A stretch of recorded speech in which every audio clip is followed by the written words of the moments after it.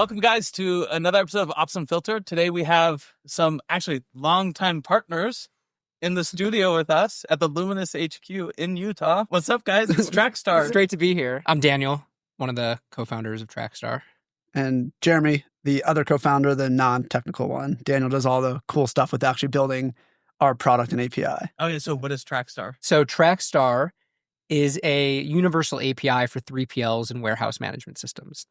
And as you all know very, very well, there's hundreds, thousands of different 3PLs and warehouse systems that shippers, merchants, brands, you name it, are using to power the warehouses that are holding all their goods. And we make it really easy to integrate into all of them. So instead of folks like you having to go build hundreds of one-off integrations into all of them, you can just hit us once and have all these integrations magically. Why did you guys start TrackStar? Because of you. Because of you. So wait, how do we meet? We met through a mutual friend, classic. Yeah. We were actually in the middle of Y Combinator. I think you guys were in the middle of that. We were in the middle or towards the end. We knew we weren't going to build our original product. It wasn't a hair on fire, big enough pain for companies. And we just heard this recurring theme. It's if you're a software company trying to build operational or supply chain tech, super hard to build WMS integrations and connectivity, which prevents people from building really cool technology in the space. Was that just like word on the street, or how did you, because yes, 100%. It's a pain point there. Well, the origin story is Daniel was an early product manager at Datadog, and the two of us came together and had this insight. There should be a Datadog for e-commerce. There should be technology that helps brand operators catch issues across their stack. We were very front-end focused. Think broken checkout flows, leaked discount codes, site speed problems. But what ended up happening is all of our customers who were brands at the time said, hey, my front end actually works pretty well. Shopify's a great tool. Where I really struggle is monitoring my operations. And we're like, okay, what do you want us to do? And we worked with a few dozen customers, and they're like, can you go integrate with our WMS and catch issues across our supply chain? We went to the first customer, what WMS are you on? We heard system A. Next customer, system B, system C, system D. I think we asked like 30-something people and heard 25 unique systems. Wow. And we're like, we're not going to go build 25 integrations to support each one of you. We'll never be able to get this off the ground. Daniel looked up, Googled, is there a universal API for WMS? Nothing existed. And he actually joked like, someone should build this product. Huge pain point, really hard problem to solve. It won't be us. Fast forward, we're going through Y Combinator, and we realized we should be running towards hard problems. The monitoring product wasn't, like I said, a hair on fire problem. Pivoted, built a universal API for WMS. You're one of our first, if not our first customer, actually, and the rest is history. Are we the first? Yeah. I mean, I'll give you my perspective. Yeah, your side. My perspective of TrackStar is this. Luminous, we're an operating system for brands. So we're the backend system of record. So think purchasing, inventory, all that boring stuff. Okay, so modern brands, 70% of them outsource their fulfillment to a 3PL. So what that turned into is like, okay, we say we service modern brands, but like we're not going to build a WMS integration for a similar problem. We thought like, we're not going to build a WMS integration for every single new brand that signs up. That's ridiculous. So it basically closed off this entire market for us through our friend. He told me, he's like, oh, there's these guys, they're going to build a one-to-many WMS, like an one-size-fits-all API into WMSs. And I was like, oh my God, that will open up like this massive market for us. And it's one of those few cases where it actually worked out. Yeah. Like 9 times out of 10, this stuff doesn't work. Yeah. It was a scary decision because I remember it was that December before. How many deals did we turn away because they're like, hey, I need an integration to extensive. I need integration to X. My custom WMS. And my take has always been like, we're not an integration company. We're not going to spend time doing that. Yeah. Because there's always a one-to-many somebody that does it. There's an iPass somewhere that you can pay. Yeah. And so we just said, no. And then you guys came around and it was expensive. You guys charged us so much. We had to. But we had to prove that someone was going to be willing to pay money. That's YC's fault. Blame YC. Internally, we had so many discussions around like, this is going to pivot our company completely. Our product's not built around this idea that there exists a one-to-many. So we have to pivot how we are selling, what we're building. And it was so scary at the time. I don't think we would have pivoted if it weren't for you guys. Really? That's my opinion. Like, I don't think, like, I remember getting off the call and you were so excited. Jared was like, oh my God, I can't, like, he's like, I feel like I'm dreaming. Like, after that call, Jeremy and I looked at each other and we're like, all right, like we have our customer. Like that's how I feel. Like One of the analogies we give is we always say we're building the Plaid for supply chain data. But the thing we always talked about is Plaid had this amazing early customer in Venmo. Like they built together and grew together and became two powerhouse companies together. And like in many respects, you are our Venmo, right? Like we want you guys to be this huge, amazing company and you're doing it. And like we love growing together. Like it's funny, we call you our partner, right? Like you are truly, we're partners and we're going to build amazing companies together. But it's awesome to have found our Venmo. Oh, and at the ground level, we had like 4 customers at the time. Yeah. Probably in our first year, we onboarded like 5 people onto TrackStar. I feel like we were so slow. But the go to market, it took like we went from when I first talked to you guys, it was like we had between like 5 and 10 customers. Yeah. Who had just started our go to market, and that now we've grown to over 100 customers. Mm-hmm. Going to get to hundreds this year. But that's that's the origin. I mean, a big part of it though was you guys. It was like we think that there's a segment of the market that is unlocked. When you WMS, and it's not even a thing. Like we know we can integrate into all these WMSs. It just opens up this massive market. Yeah, to think we onboard people right now. They'll have like 5 WMSs, internal fulfillment, and they're connected into everything and data syncing like at 24 hours. Like it's mind blowing right now. That's awesome. It's the dream. That's what we want to hear, right? Yeah. Like we want it to be simple, but not simplistic. Like that's our product. It appears very simple, but behind the scenes, it's not simple at all. Behind the scenes, we've talked a little about the type of companies that we are. And I like to think of ourselves as we're more like frugal, realistic, VC-funded companies. Can you speak to that a little bit? 2021, 2020 companies like that frothy time versus modern VC-backed companies. What do you think is the main difference? We talked about it earlier where we want to build a long-term sustainable business. And there's 2 ways to go about it, right? We've both raised capital. You can raise a lot of capital, make a moonshot bet, and need to be $1 billion company in X number of years or you don't exist.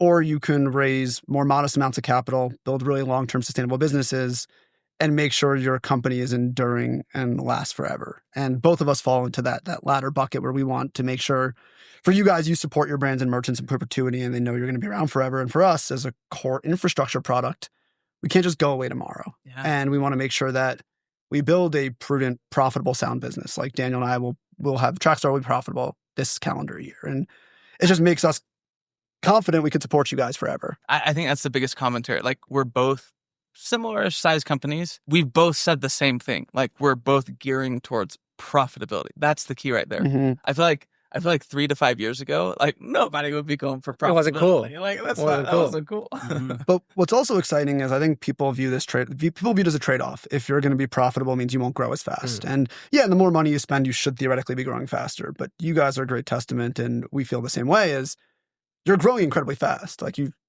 plan to more than double this year, is my understanding. Right. While also driving towards profitability. Yeah. It'll be interesting. We'll see. Do you have customers that not necessarily want you to be profitable, but are more, do they ask you about your business and runway, or do you have customers that ask about that? Yeah, absolutely. The more we go up market, we have people asking for a P&L. Like, so because the biggest concern for them is like, I don't care that you can do everything we need to do. It's like, are you going to go out of business in 3 years? Well, I think even the more common risk, and what we see in e-commerce a lot, is a lot of companies start up, they get to about $5 to $10 million in revenue, and they sell to QuickBooks or they sell off to zero. So there's just there's a story of companies selling way too early. And I think that's why there's not a great solution in place, because the founders are just eager to exit, get their money and leave. And there's a huge graveyard of companies. That's why we're so aligned with you guys, because we say this all the time. We just want to build a great company for the next 10, 20 years, because like we can list off probably like 5 people who have started, got to 5 to 20 million ARR, just they get acquired. Like there's Bright Pearl, Trade Gecko, Locate, Skubana, 3PL Central, there's so many different ones that it's the same story. But the one who's going to take over the market from NetSuite, the one who's going to kick NetSuite in the balls, is the one who's just willing to build for 20 years and just say grind no it out. I don't care. We don't want to get acquired. Yeah, grind it out. I'm curious what makes you guys want to build with such a long-term view. I think like in my mindset and Daniel's, I had this realization. If TrackStar wasn't going to succeed, and luckily enough, we've actually crossed that like binary threshold where we're going to succeed. Or if TrackStar was a $1 billion company, in either scenario, the next thing I would do is start another company. And if like that's my goal where I'm just going to keep starting companies, it means I love the journey and I should just focus on building the company I love building today with cool customers like you guys. But what motivates you all to want to build this long-term 10, 15-year business in the ERP space? Well, I'll go first, but a couple things. First off, nowadays, that itch to like start a new company, if you're going to be around for 20 years, you're going to be a multi-SKU product. Like you're going to build another SKU that you'll sell. And like that should, I don't know, that'll satisfy that itch. This is my end goal. I want a merchant, when they're crushing it, when they're going from 10 to 100 million, it's just the way we exist in the market is, oh, you're going to 100 million, you need to use Luminous. It's like, oh, what's Luminous? It takes care of all of your backend operations. Like, I just want that. That's what I want. Yeah, for me, it's the same. Even coming from my last company, getting to the end was so unfulfilling. At the end of the day, you would look back after that acquisition and you'd be like, those years were incredible. That journey, the struggle, it sucks at times, it's miserable at times, but it's fulfilling. Like, and it's enjoyable. And being able to stick at something for the next 10 to 20 years and build a company that is known by everybody, that it's, hey, you use Luminous when you get to a certain stage. That sounds amazing. Like, who cares about the money? Like, building something that everybody knows, I think is way more fulfilling. Think about what Shopify has been able to do with the front end of commerce. I totally transformed it. Like, it's honestly like sensational. Nobody's really done well. Oracle, NetSuite, like they did do that with the back end, but nobody's really done an updated version of that. 30 years later, 20 years later. I'm really excited I want to do that to the back end of commerce. Yeah, it's super exciting. Are you guys publicly talking about the NetSuite migration or? Oh yeah. We'll talk about it a little bit. Yeah, I'm curious, like, what's it like getting that first customer off NetSuite? Again, as we slowly start going up market, the more migrations that we get under our belt, the more confident we are. So for example, Fathead, this is a customer that we're getting off from NetSuite right now. It's really caused a paradigm shift in the organization, how well some of these upmarket customers have been going. I mean, we're talking the difference between like a $6,000 contract and then call it, I don't know, like a $50K yearly contract. Yeah. That's a 6 times multiple on the down market deal versus the more up market deals. But the customer who's paying us $50,000 a year is just the pain that we solve. They immediately recognize what we're doing. They're so much happier. They have way less requests. We're just excited to document it and put it everywhere and get more customers like that. And a side topic, unlike NetSuite is so broad and does so much. To say it's like a platform for e-commerce or retail companies is like a little not true. It's more of like a base platform that you can hire a 6-figure engineer to then build integrations for. And so everybody uses NetSuite very differently. And so you'll go into 3 different customers. One's using the CRM, one's using accounting, and one's using, purchasing.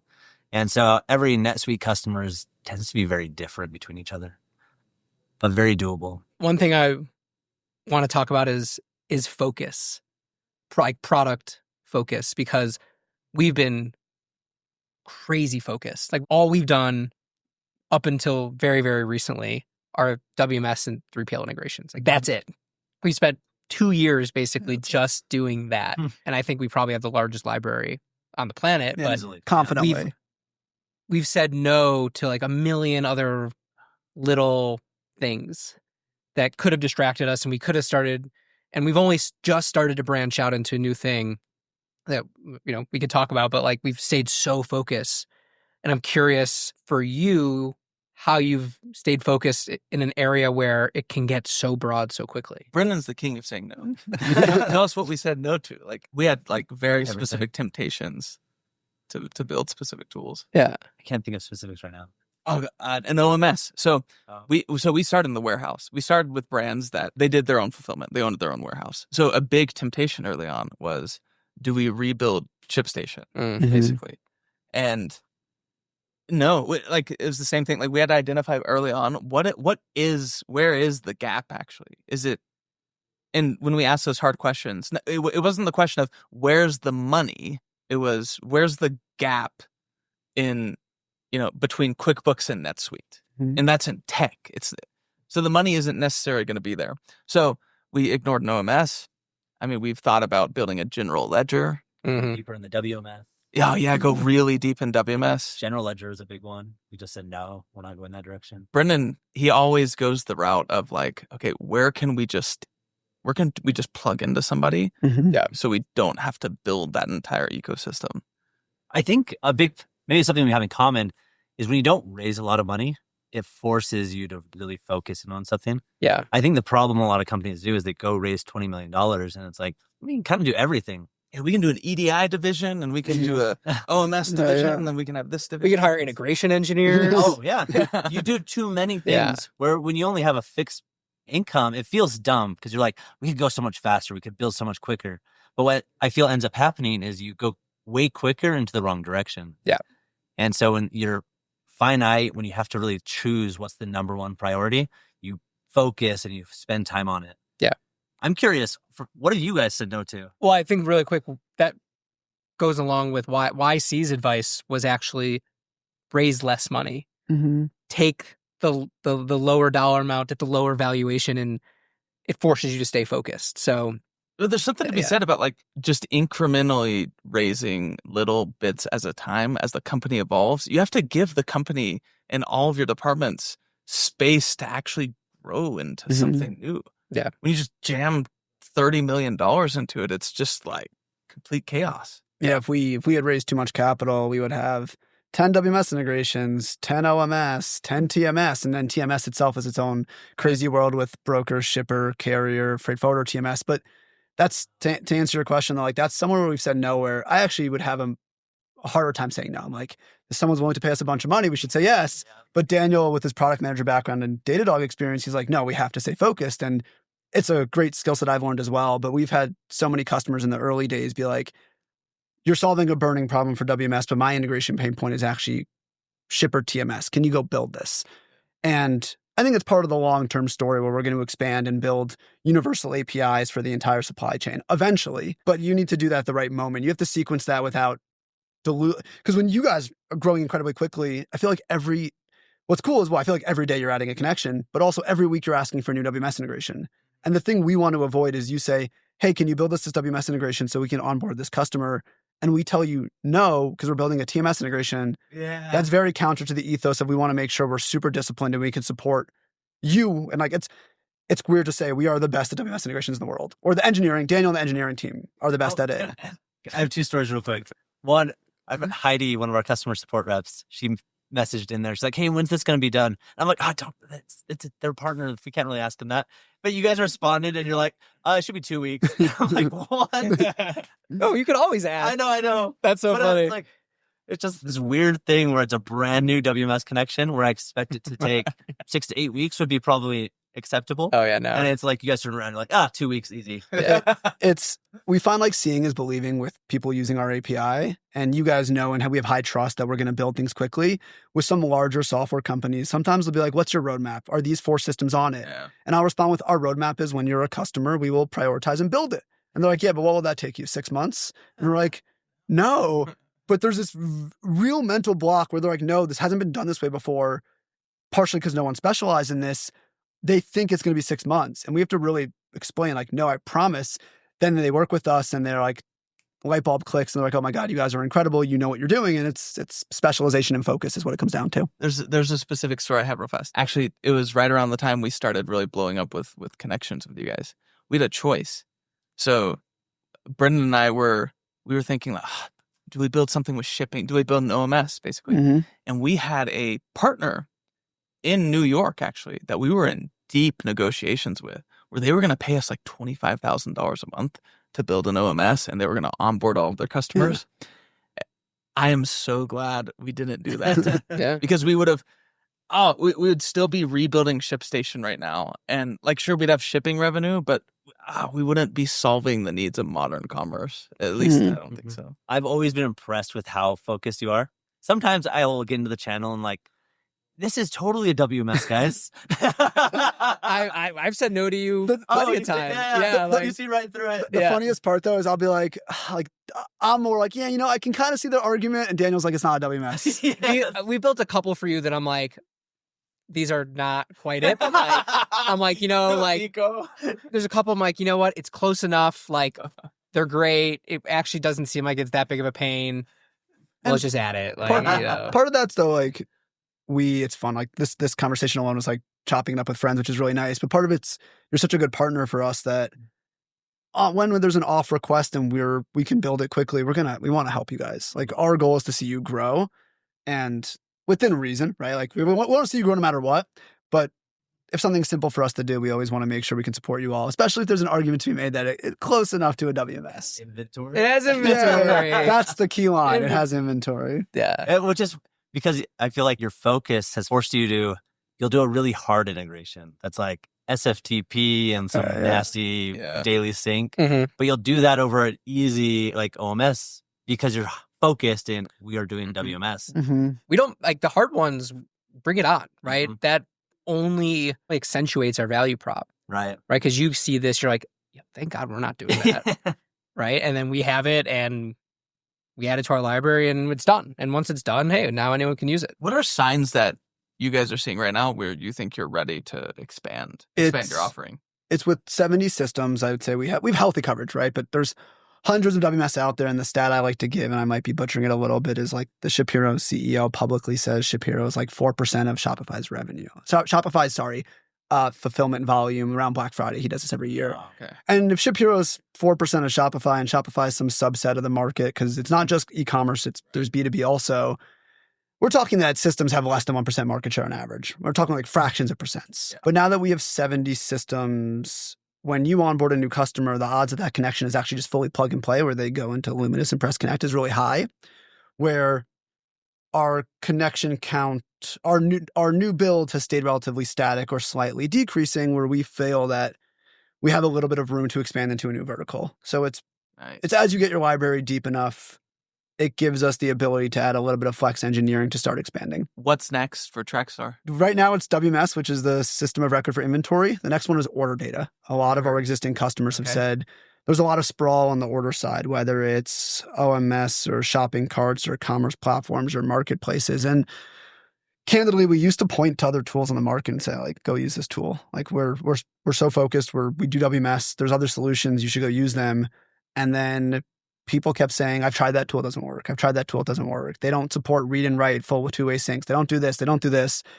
And at some point, Daniel and I heard this enough. And I think he looked at me, he's like, we're hearing a real problem. Like we've been pushing it off to stay focused. And we're getting people begging us to build this. And you have that happen enough times. And there's enough cross-selling with existing customers, and it opens up new markets. And we're ready. And we're in the early stages of getting people live on our new order source API.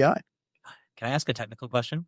Oh, Please. I think you guys are crushing it for the early technical decisions you made.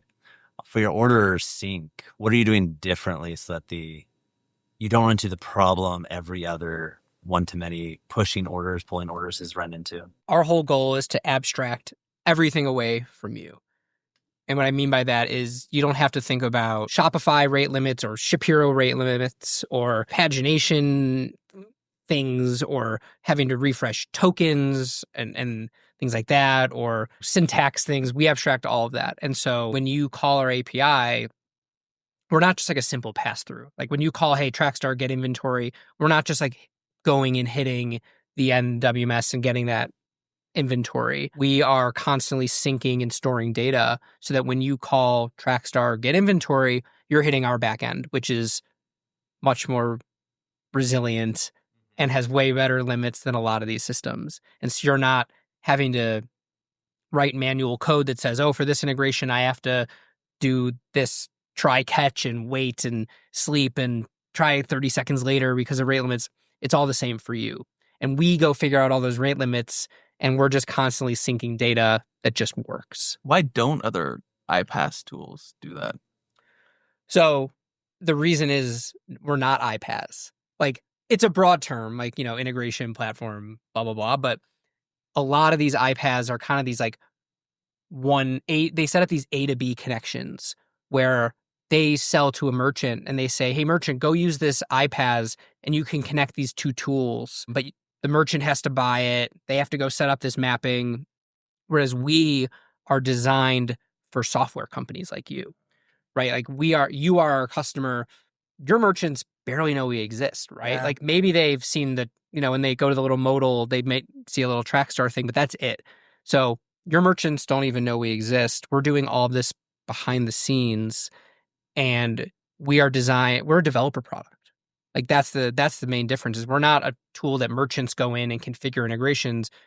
We're an API developer product for Brendan and his team.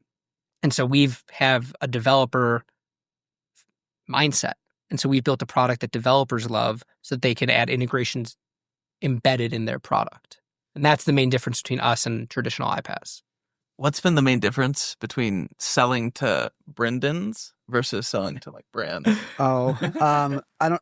Willingness to pay. Yeah. Willingness to pay. Man. I'm curious how you guys handle this. When we were selling to brands, at the time it was like call it $1 to $75 million brands. Once you get to like, we felt like 50, 75 million, it truly was run as a business. But I was selling to when we were selling to $10 million brands, they looked at us and they're like, you are impacting me as a founder's bottom line. And they weren't like, I'm a business operator. They viewed it almost as it almost felt like a B2C sale. Like I was selling to an individual who treated their business as a human versus a business with a budget, right? That was what was really challenging. And then the truth of the matter is what we were originally building wasn't solving a real problem, right? Like when you're trying to sell a monitoring product that people don't really need, it's a lot harder than when you sell a core infrastructure that people are really stoked to use. Finding product market fit has made our life a lot easier. We didn't have it. Hard to tell what was like, we had a product that didn't make sense versus now we do. Daniel and I, with all that knowledge, we still say we like selling to software companies more. You get it, right? And software is fluid and growing and evolving. And it's really exciting working with people who love Daniel always says this, we want to build the API we always wanted to use. And we hope you guys feel that way, but that's the gist. Willingness to pay is a big one, selling to other software companies versus merchants. And then I think it's a very different sell, right? Like we are selling to engineers versus ops people at brands are very different needs, wants, personalities. What is important to them is so different. And so it's just an entirely different beast. What is the future of TrackStar? Like, what's your long-term vision at TrackStar? We're building the universal API for WMS. There's hundreds of WMS. No one has significant market share, high fragmentation, hard to connect with. That same dynamic exists across the order sources and TMS and yard management systems and freight forwarders. And there's this wealth of data with the movement of goods across the global supply chain that is truly locked away. And we want to build universal APIs for all these different pockets. So we said the line is like, we want to be the digital backbone of global supply chain to help you guys and other companies build really cool tech in the space that has been really hard to do without this infrastructure layer. Brendan and I talk about this all the time. I feel like the gap when I say the gap in the market, it's like everybody talks, all VCs and founder bros talk about like, there's this visibility problem in the supply chain. And it's all pointing to like different things. But the way I would break it down is like you have a system of record problem, which that's what Luminous is trying to solve. Super fragmented piece of tech. Anyways, and then you have like this like connector problem. And there's been so many tools that have raised money, died, trying to solve both of those. I feel like they're interconnected. Like Luminous won't be able to grow as well without a tool like TrackStar. Like these connectors and these new era systems of record, they go hand in hand. Like we won't be able to grow without you guys. I mean, could you imagine the fintech space existing without Plaid? Like how could Robinhood or Betterment or any of these companies have existed without the ability to connect to any bank? In a lot of ways, I think that's probably one of the reasons why nobody's been able to take out NetSuite. Yeah. A mind-bogglingly massive list of integrations that you have to build. It's impossible. When you guys look at, how did Plaid monitor? Because I feel like, is Plaid freemium? It's per API Like call. if Plaid developer wants to just like spin up a new. Yeah. I think they have some freemium model. Like, is there a subset of like how many thousands of apps need to exist in this space, but they haven't because they're spending all their time building integrations? That's a great question. What's really cool is we see new companies getting built on the back of TrackStar because we make this data accessible. Like you said, Jared, integrations in general are a necessary evil. They aren't your core product. We get to make it so you get to focus on building your core cool functionality while we just focus on integrations. We're seeing a lot of new companies build really cool technology in the space, whether it's selling to warehouses or selling to brands, or you guys are a great example of that. Like you're building an ERP to take on NetSuite, and we're a small piece in making your life a little bit easier. You guys ever done like a hackathon? Like, I feel like if I was in college and it was like, here's this brand new thing. It's what Plaid used to be, and it's like just build the coolest app you can. It's like a call for startups. Yeah, we want to do it. Like YC is always like calling for startups. Yeah, we think we've had Daniel and I have had this habit of we don't want to be prescriptive with our customers, telling them what to build. We don't want to tell software companies you should build XYZ functionality in the space. Like it's your business, your product. Like you should do it. And we've started to notice people occasionally will lean on us. Like we were talking to someone who was building something similar to TrackStar V1. And Daniel and I are like, we know this isn't going to work. Like this monitoring thing won't work. But we're like, we know operations is a big pain. And they've ended up building that newer product and they're growing like a weed. And it's really cool to see. And we were a little more prescriptive. And we're starting to become more prescriptive with customers within reason, because it's actually one of our YC group partners gave us this advice when Daniel and I were hesitant. He's like, you guys are experts. And I think it's taken me a while to realize, and now I say it confidently, like we're experts at WMS data. We're the best in the world at these integrations. Everyone should be using us. That's the reality. But it comes with like spending time in the territory and feeling really comfortable knowing this space better than anyone else. Yeah, be prescriptive to us. Yeah, this is a call for a start. Are you a startup out there? This is a call. This is Plaid before Plaid was big. I think being prescriptive to you guys is tough because, Brendan, you had this post on LinkedIn where you're talking about like getting to the root of customers' problems, right? Where it's customers asking for X, you're like, why are you asking for X? And then you actually understand it. That's a skill that you all have and honed, and it's why you've been able to grow so fast and build so effectively is you're listening to your customers, you're asking them, you've expanded your feature set and to based purely on what customers want. There's no real reason to be prescriptive to you guys, Connie. Yeah. You know what you're doing. You know that's the truth. We see like you guys are a great operator and we see it every day when we see connections come in and how fast or how active our Slack channel is. You were saying this earlier. How many connections do we have across how many WMSs? Active connections. For the unique number of distinct systems, I think you have 50 plus distinct systems. That's awesome. I don't know the total number. I don't want to make that up. When we first started, it was like we only had 2. I was like, I promise, guys, we're pushing the go to market. Yeah, no, there was never a doubt. No, I mean, I think I think our first ever connection, our first ever prod connection to TrackStar was you, and I'm pretty sure it was an extensive connection. Like I look at our first dot in June of 2023 on our graph that has since gone like this. That was us. You were the first dot, and it was like slow, and now it's just. But yeah, you were the first dot. I have to get this claim of fame in public. When we went live with them, they only had a React component. So their Angular component, the first commit is Brendan. It is. And I was like, oh man, yeah, we can do an Angular component. You're like, I already got it. I already made it. How many active connections do you guys have right now? You said over 100 or 70? What was it? So we have 70. We have like 70 plus integrations in our library. We're approaching like 1,000 plus active connections on our through our platform. So, connection is when a merchant or a warehouse connects their system. That's a connection. So we've been meaning to do this exercise, but there's billions of dollars worth of data flowing through TrackStar. The amount of scale is really cool to see where that's Daniel's, the graph is going like this, which is really nice, but there's tons of data flowing through those 1,000 connections. That is so sick, actually. And is this like long future? You will have the entire e-commerce ecosystem flowing through your... We do have a lot of information, and we're not doing anything with it besides serving it to you when you ask for it. But we do have a lot of order, inventory, returns, inbound, ASN, warehouse level data that we are just, providing when you ask for it from our API. But yeah, we have a lot of interesting info. Yeah, candidly, no active thoughts on like what we would do with that data in an anonymized, aggregated way. Right. But we're open to like insights around it. But for now, it's just, again, focus. Like people ask, like, it's classic. We'll talk with VCs who are like, you have this data, you got to do something with it. Why don't you just focus on that?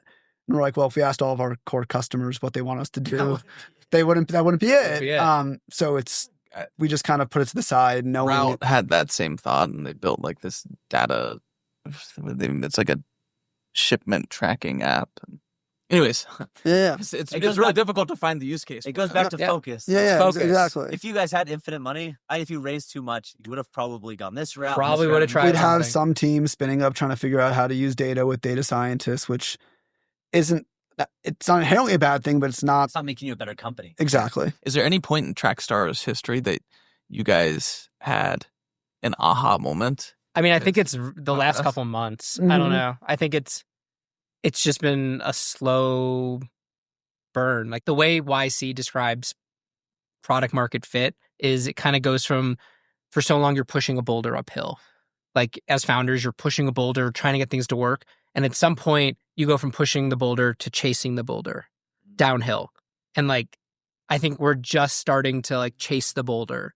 And I don't know when it happened. I don't think there was maybe you have a moment. To me, there wasn't a specific moment, but that's how it's starting to feel of like, hey, we figured there's something working here.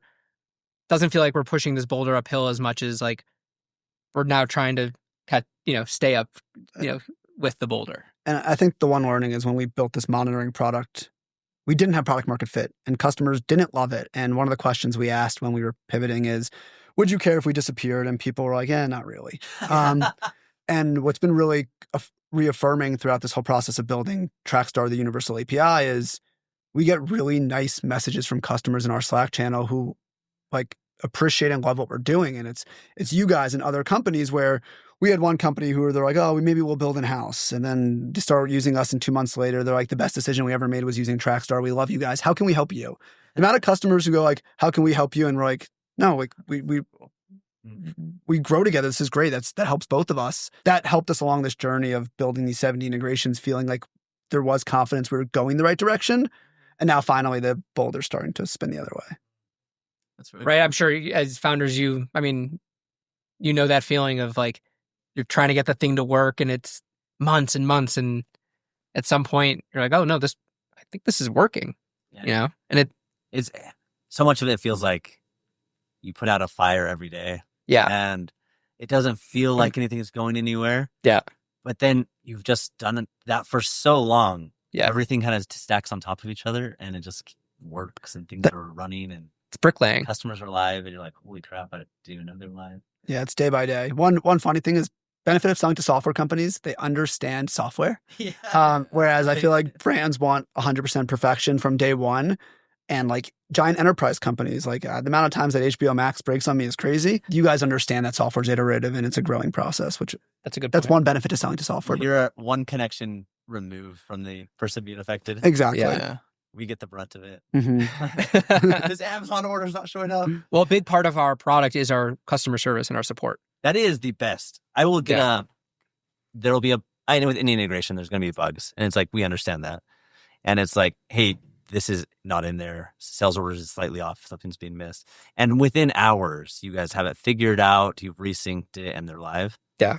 Like even thinking about having to do that internally would have been impossible. My wife knows you as, you haven't done this in a while, but she knows you as the 5 p.m. on Friday Slack message.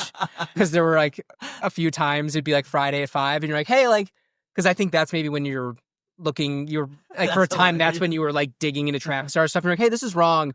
And I'm like, Friday at 5 p.m., Brendan coming right up. And it was very funny. That's amazing. But yeah. But keep doing it. We love Yeah, it. no, this is not a call to stop, but it's more, but again, like we know we're core infrastructure. And so it's, part of our product is responding quickly, at least saying, hey, we hear you. We're looking into it. When so much of it now is it just works. Mhm. Like the number of issues, even across 70 connections. Yeah. Things are just working smoothly. Yeah, it's benefit of, it's kind of the vision is you build this scalable infrastructure layer, and the keyword is scalable. The number of software companies we spoke with, a lot of people were believers. Some were like hopeful optimists. They'd say, I don't think you can normalize the data across WMS, but if you can, I'll be a buyer. But it's nice. We've done it. Like we feel like we've been able to normalize this data across these systems that everyone said was customized to hell, but is actually normalizable because it's inventory in a warehouse. That we see that scalable nature where you're adding connections and there are no problems. One of my favorite things is we have a little growth channel where we see when new connections get established, and our engineering team will even be like, those Luminous guys just keep adding connections. And we love it. We're like, it's like, I think you guys added TikTok, FBA, and Walmart today. Yeah, so you must have On our Uber ride on our Uber ride here.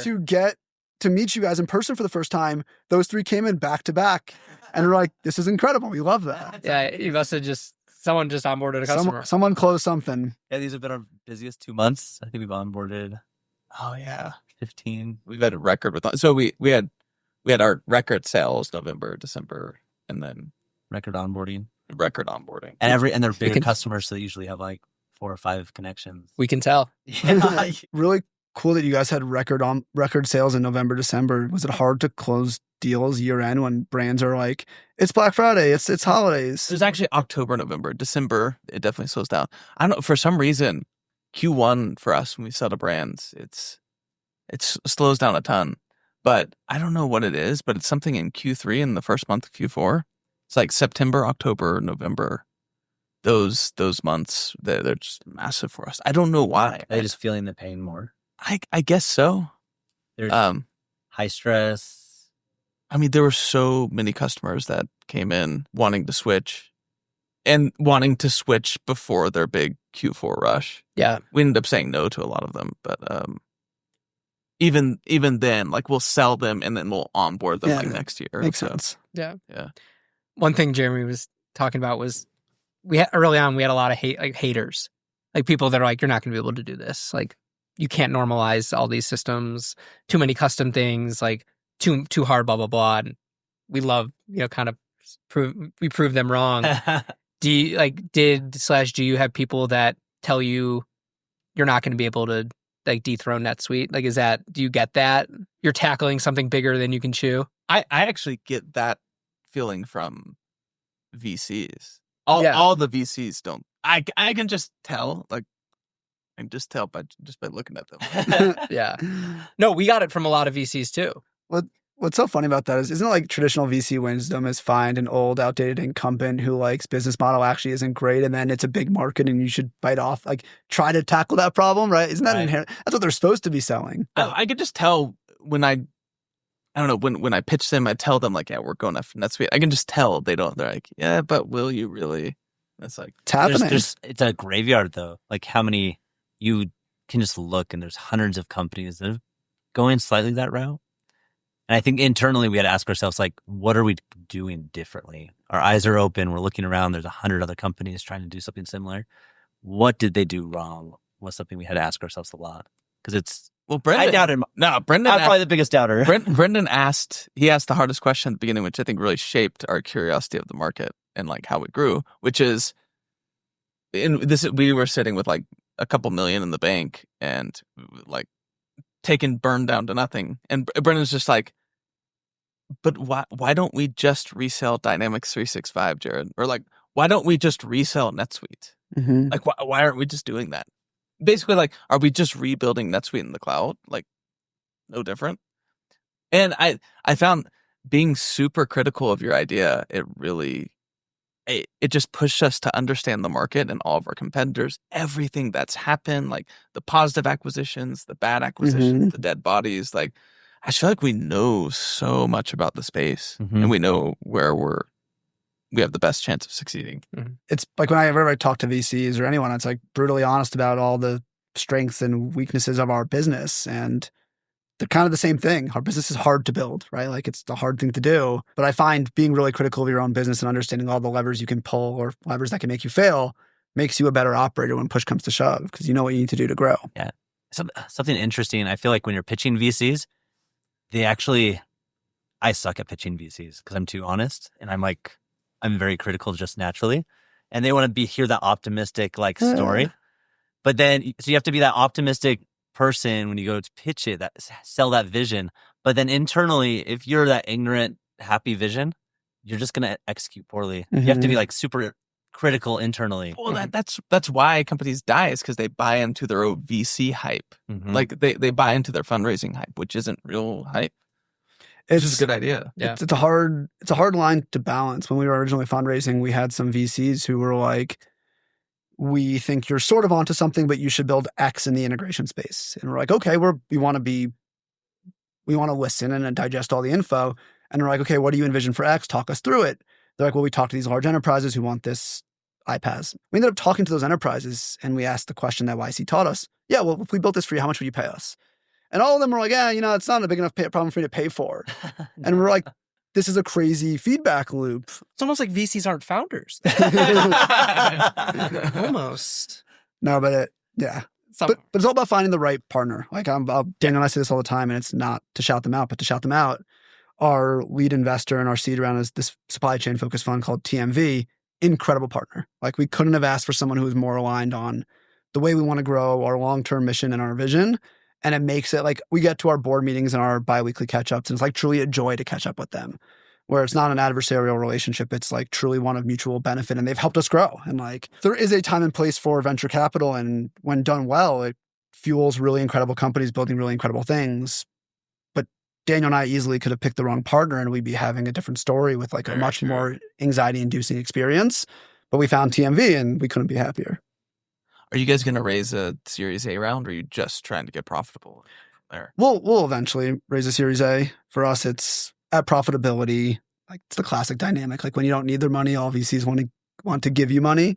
But at profitability, we'll be able to just like pick our own destiny and make sure the terms are reasonable and we're not creating a zombie company and all these great things. And I think Daniel and I are starting to get more and more pull from existing customers around order sources and TMS and these other verticals in a really real way. We're getting messaging from people saying, can you build this? I really need this. So we're more confident in that digital backbone for supply chain. And I think that's what the Series A would drive. So the sequencing is get to profitability to control our own destiny, and then do a deeper market mapping of what the opportunity in those other verticals can look like. Because if we raise X money, we want to know here's where it's going to drive growth, not to your guys' point, oh, you have capital, let's just go spend it. So that's how we think about it. But it'll happen. With you two, who tends to be, do you have somebody that's more critical and somebody that's like the optimist? He's the optimist. Yeah. He's the eternal optimist. But I'm an engineer. Like that, you can't, it's the same thing of like, I see the sausage. Yeah. Part of it is, and we talked about it, like founders need to be the right balance of optimistic. Like we're all doing this because we think our companies are going to succeed, even though statistically speaking, they won't. But at the same time, if you have enough doubts, you're willing to be self-critical and like identify the weaknesses in your business so you can make sure you do grow successfully. It's a weird line. I think Daniel and I are very realist. We were catching up with like our legal counsel once, who's a friend, and he was saying, he's like, you guys are very thoughtful and methodical, and you want to build like a sustainable company. It's not always the founder template he sees, but I think we're all cut from the same cloth to some extent. Well, awesome. You said you guys are going to start content pretty soon. Where can people find you? Are you guys going to start a podcast or just educational videos or just? I don't know if we're going to start a podcast, but we've done no marketing. Like our entire customer base has pretty much come from word of mouth. I mean, I think entirely word of mouth. I'm trying to think. So we've been pretty under the radar. People in the industry know of us, but it's all, again, through word of mouth. And so we're going to start propelling that word of mouth by creating some of that word of mouth ourselves. So we're going to start, posting on LinkedIn. We're going to spin up our blog, start doing case studies, go on to podcasts like this where applicable, but just kind of create some of this content engine, and so more people know about us and know they can build on us. Good plug we should all do a case study. We haven't done a case study. But to answer, people can find us at trackstarhq.com. And then also we're always available. I think it's part of the support is anyone can ping us anytime, schedule a meeting, and we'll tell them the benefits of universal APIs. Yes. I'll link your socials. It's great to see truly long-time friends. Yeah, this is our first time meeting in person. It's been 2 years. It makes it more fun when you're building with people you like building with. It's been a joy to work with you guys. Awesome. Thanks, guys. Well, thanks. Cool. Awesome.